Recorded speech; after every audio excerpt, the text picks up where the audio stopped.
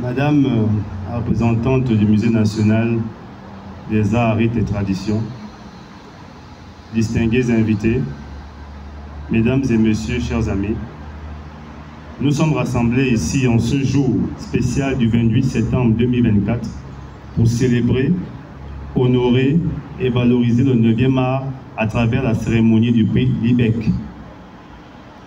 Il s'agit du 3e événement annuel organisé par Ekan Industrie, acteur majeur de la vulgarisation et de la valorisation de la culture gabonaise. À cette occasion, je voudrais d'abord féliciter et remercier l'ensemble des invités ici présents qui ont bien voulu honorer de leur présence cette journée culturelle exceptionnelle.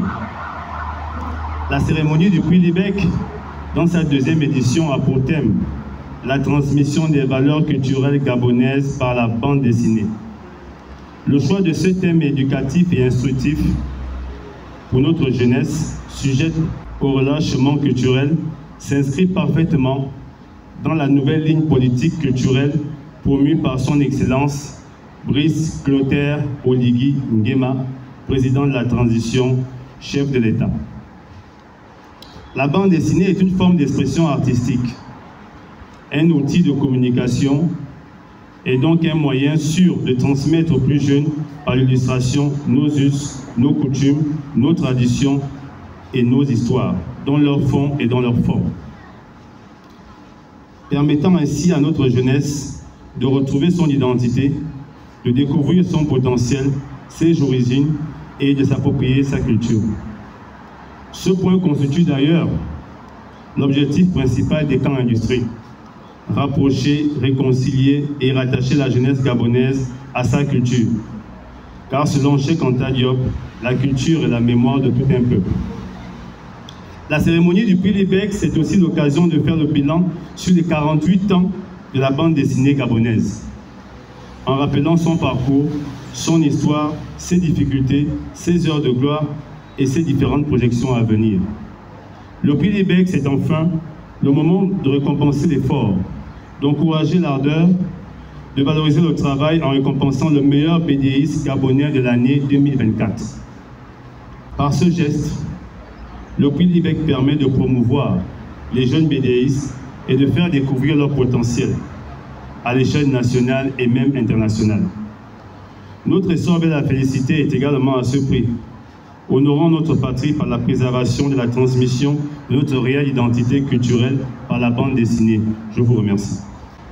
La culture est très importante pour l'affirmation de l'identité d'une nation. Et cette affirmation devient d'autant plus nécessaire que notre monde, que ce soit hier, que ce soit encore aujourd'hui, est un monde qui assimile trop facilement. Et l'assimilation pratiquée très largement jusqu'à aujourd'hui est tout sauf une authentique rencontre des cultures. Nous ne prenons pas la juxtaposition des cultures. Nous voulons, dans la ligne des grands héros de la culture africaine, promouvoir une culture de la rencontre et du respect mutuel. Oui, le monde dans sa diversité est un rendez-vous du donner et du recevoir. Que ce soit au niveau international, il nous faut aller à la rencontre des autres cultures et des autres civilisations. Que ce soit au niveau interne du Gabon, il y a une telle diversité, une telle richesse culturelle qu'il nous faut, nous, citoyens d'aujourd'hui. Si cela n'a pas été fait hier, il nous faut, ici et maintenant, commencer ce travail de valorisation de nos cultures pour aller à la rencontre des autres cultures et quitter définitivement cette culture du préjugé, du dénigrement de ce qui est différent. Nous devons rentrer progressivement dans une culture d'émerveillement. Et comment pouvons-nous mettre en route, en mouvement, les familles qui sont encore pétries de valeurs? Il faut commencer par les identifier. Il y a des familles qui sont encore pétries de valeurs dans toutes les provinces. Nous devons les dénombrer et en faire aussi des vecteurs importants pour aider d'autres familles, pour aider notre jeunesse, pour organiser des événements qui puissent être des contextes d'incubation, d'immersion pour nos enfants. Voilà le plaidoyer que je voulais faire. Oui, bande dessinée, important. Nous-mêmes, nous devons commencer par lire les bandes dessinées, nous les adultes. Parce que l'enfant du cabri mange ce que la mère cabri mange. Dans un monde où nous observons tous avec regret, vous l'avez dit en d'autres mots, une perte vertigineuse de nos repères, une dégradation accrue de nos valeurs et une crise de transmission, je constate avec plaisir que le choix de ces sites n'est pas fortuit. En effet, le musée, conservatoire de mémoire collective et diffuseur de savoir et savoir-faire, a en partage avec la bande dessinée le devoir de transmission. Car, de par sa mission de collecte des faits de société, l'obédéiste les habille, les alimente avec un langage que j'appelle extraordinaire et plaisant, accessible à tous, non seulement aux jeunes. Mesdames et messieurs, jadis considéré comme un lieu de délectation où le public venait se plonger dans un silence d'évasion pour fuir le carcan de la vie quotidienne, le musée n'échappe pas à la mutation. Il est inscrit aujourd'hui dans une dynamique d'ouverture. Hier, répondant à la philosophie de ces pionniers, c'est-à-dire musée d'ethnologie, tourné uniquement vers les expressions culturelles ethnologiques, aujourd'hui, le musée s'inscrit dans une dynamique d'ouverture. Ouverture en intégrant, bien sûr, les autres expressions culturelles. Et aujourd'hui, la bande dessinée est à l'honneur. La bande dessinée qui est à l'honneur aujourd'hui a des dénominateurs communs avec le musée, c'est-à-dire la collecte des données, la diffusion, le partage, la valorisation et par là même la conservation.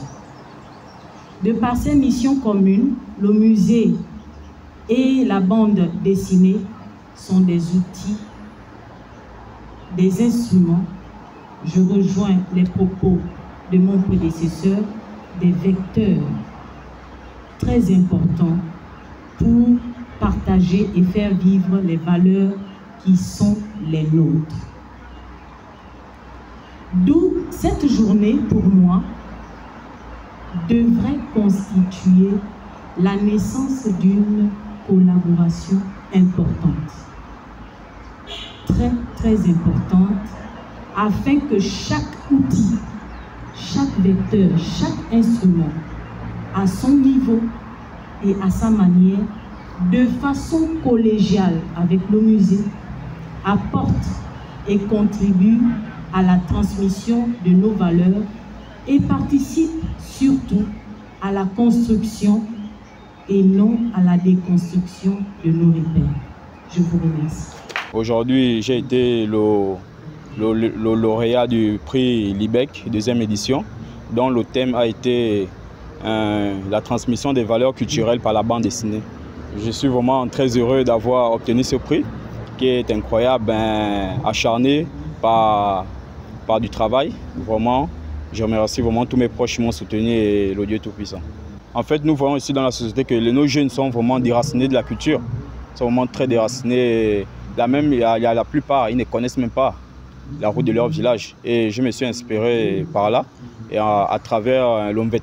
À travers l'OMVET, dont il y a un sage à l'intérieur qui a fait la révision de la culture par l'OMVET à ses petits-enfants. Car ces derniers, ça faisait de nombreuses années qu'ils n'allaient pas au village. J'ai été présidente du jury de cet événement. Alors, pour en venir par rapport aux critères qui ont été donnés, ce qui nous a amené à prendre, à réaliser, c'est-à-dire ce qui nous a amené à choisir le meilleur parmi ces BDistes, c'est au niveau des critères. Ce dernier a respecté les normes, les critères qui ont été demandés, qui ont été sélectionnés. C'est-à-dire pour qu'il soit lauréat, il a fallu qu'il soit dans le cadre, dans le thème. Il a vraiment présenté le thème comme il le fallait. Le thème a été donné, la transmission des valeurs culturelles gabonaises en BD, c'est-à-dire en bande dessinée. Et voilà pourquoi il a été le meilleur, parce qu'il a le seul qui a mieux présenté la bande dessinée, était dans le cadre même du thème, avec des critères tels que son style était différent du style des autres. C'était 11 candidats. Mais malheureusement, nous avons fait un constat. De ces 11, nous avons retenu que 3. Les 3, comme on les a présentés tout à l'heure, qui ont été dans le cadre et qui ont respecté le thème.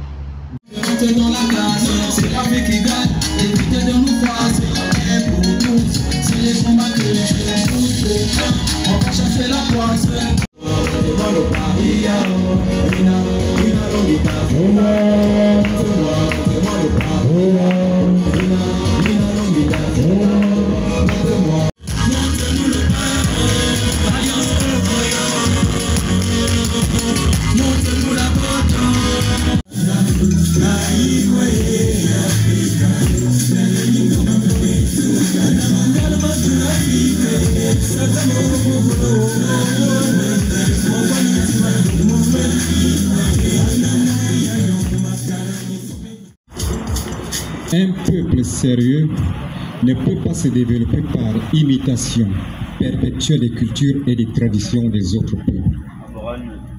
Abandonner sa tradition, abandonner sa culture pour épouser celle des autres et appeler ça le progrès, c'est d'être dans une illusion grave. Parce que le monde est une diversité. Le monde est une pluralité. Le monde, c'est la richesse.